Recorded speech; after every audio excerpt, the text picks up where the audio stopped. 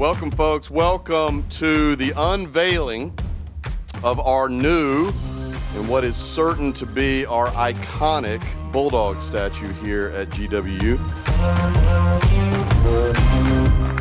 A big Bulldog to represent our students who come to this university with big dreams.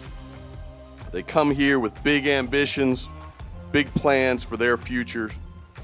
We expect them to make a large and lasting impact for God and humanity in their personal lives and in their careers. And our students come to this building to compete.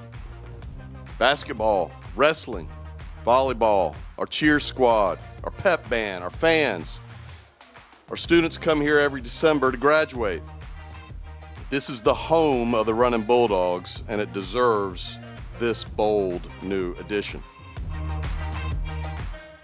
I believe that Bulldog stands for strength, and it stands for unity and boldness, and it will stand for winning, and that's what's happening here at Gardner-Webb.